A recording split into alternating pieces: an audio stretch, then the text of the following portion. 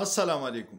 یو څو ډیر اهم او تازه خبرونه دي او هغه کې ته چې وګورې د دنیا ته د اختیارمن خلکو ته د هغوی کردار ته افسوس به هم دله درشي او بل بدقسمتي دا ده چې کله مونږ اختیاري عهدی نو مونږ فرعونان یو او مرګ رانه یری. نن یو سړی مړ شو چې د هغه نوم دی منصور الحق او دا زمونږ د پاک بحریه اډمیرل و چیف و د پاک بحریه د باندې یو الزام و د چې کله د ابدوز خریداري کوله غالبا د فرانس نه وه نو په هغه کې د 3 اربه روپۍ کرپشن کړی. دا ډېر لوی سکینډل و. بیا دې دلته نه وتښتېدو، بیا په امریکا کې ونیولې شو، سزاوار شو او په جیل کې او په جیل کې خو هلته کې امریکې قانون امریکا ځکه عظیم ملک دی چې هلته قانون د غریب او د وی آی پي دپاره یو شان دی چې جرم دی وکړو بیا ته مجرم یې. بیا ته دا نه ده چې ته اډمیرل منصور الحق یې که نه ته وړوکې انیس خان یې. نو دغه کې ډېر په بد حال کې په جیل کې هلته و.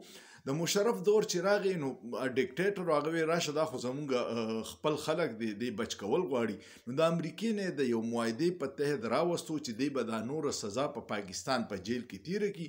نو بس بیا به وله کیدی شي چېرته یو ګیسټ هاوس جیل کړي او هغې کې به یې ژوند تیر کړي. خو نن وفات شو او 3 اربه کرپشن یې کړی په امریکا کې ونیولې شو، بدنام شو.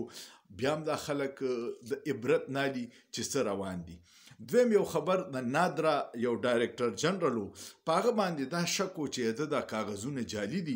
د هغه نوم و ذوالفقار احمد. نو نادرا والا هایر ایجوکیشن کمیشن ته ولیکل او هغوی نن تصدیق وکړو چې دا ډایرکټر جنرال په جعلي کاغذونو په نادرا کې دی. ته دې ته وګوره پاکستان دی که نه، ډایرکټر جنرال یو ډېر لوی پوسټ وي او هغه هم په جعلي کاغذونو دی. نو دا دویم خبر و. دریم یو خبر دی او ډیر زیات عجیبه دی، ډیر ناشنا دی. پاکستان کې پای باندې خبرو باندې پابندي ده. بهر خلکو ویلې دی زه درته صرف اشارې در کوم، نور درته زم نشم ویلی. زم پاکستان کې اوسم او ډیر غریب سړی یم. د امریکې یو نیوز سایټ دی، د هغې نوم دی ډراپ سایټ او ډراپ سایټ کې 2 انویسټیګیټیو جرنالیست، یو دی مرتضی حسین او یو دی راهن ګرین. دوی یو سټوري کړې ده چې په 26 نومبر په اسلام آباد کې څه شو، نو د دې پلانینګ چېرته شوی او څوک یې ذمهوار دي او چا کړی او په څه طریقې یې کړی.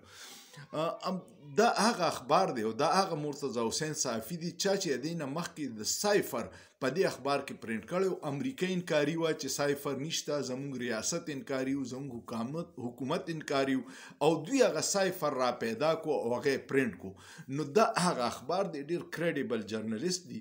په امریکا کې او په یورپ کې د ډیفارمیشن قانونونه ډېر سخت دي. ته په چا پسې دروغ الزام نشي لګولی ځکه چې که دوی د باندې کیس وکړي نو ستا به اخبار څه چې بیړه به ورته غرقه کړي د اربونو $1,000,000 جرمانې د باندې.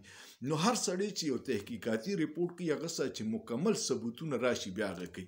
نو دا ډراپ سایټ سټوري ده، تاسو یې چېرته په خپله سرچ کې، زه درته تفصیل نشم ویلی ځکه چې حالات ښه نه دي پاکستان کې.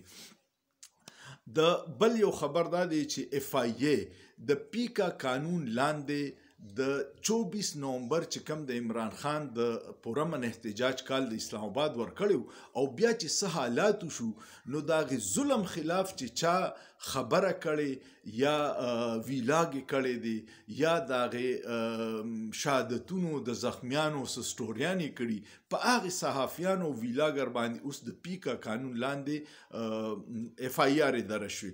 او هغې کې حیرت خبره دا ده چې پاکستان کې واحد یو اقلیتي صحافي دی، برمیت سنگ نوم دی، هرمیت سنگ نوم دی، په هغه باندې م اف آی آر دی.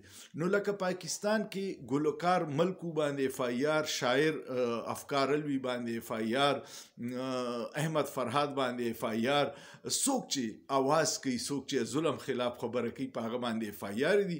او پیکا قانون ولا نور سخت کو چې په سوشل میډیا دی ټوخي مو کو نو چې د هغوی مرضي نه وي نو ستا باندې اف آی آر کولی شي. د هرمیت سنگ سره نور احمد نورانی دی، عبدالقادر دی، حسنین رفیق دی، سلمان دورانی دی، عمران کټانا دی، مریم شفقت ملک دا او رضوان احمد خان دی. نورم ډېر نومونه دي، دا پکې صحافیان دي چې کم باندې اف آی آر درج شوي دي.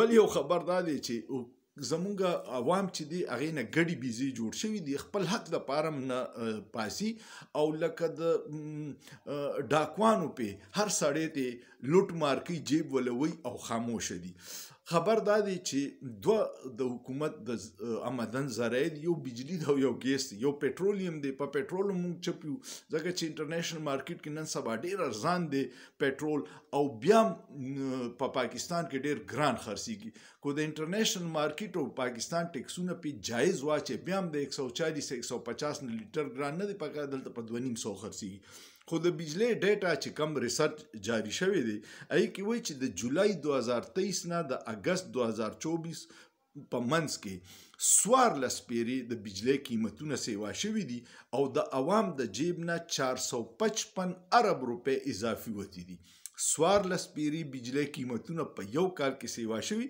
او 455 ارب روپۍ اضافي وتي دي دغسې د ګیس په قیمتونو کې 800% اضافه شوی او هغه داسې ده لکه ستا چې په مخکې بل 1 روپۍ راتلو اوس 8 روپۍ راځي لکه چې 100 روپۍ به دې راتلو اوس 800 راځي نو دا لوټ مار دی او بل طرف ته ته به وایې چې زه مونږ عوامو قرباني وکړه په اربونو روپۍ حکومت له ورکړې خو یا به قرضې ختمې شي یا به سود ختم شي څه خو به ختم شي هغې کې هم اضافه ده هم دې وخت کې مونږ د پاکستان د سټیټ بانک رپورټ ابروز ما کتو مونږ په تیزی سره تباهۍ ته روان یو خو که ته وګورې نو چې دا لوټ مار کېږي دا ټیکسونه راجمع کېږي دا صرف د اشراف یا د 5% خلکو په عیاشو په پروټوکول په مفتو مراتو او خپل مرات سیوا کوي عوام ورځ ورځ تباهۍ ته روان دي امید لرم چې تاسو به دا یو څو خبرې خوښې شوي کوم خوښې شوې کمنټ پې وکړئ لایک یې کړئ شیر یې کړئ او سوچ پې وکړئ یو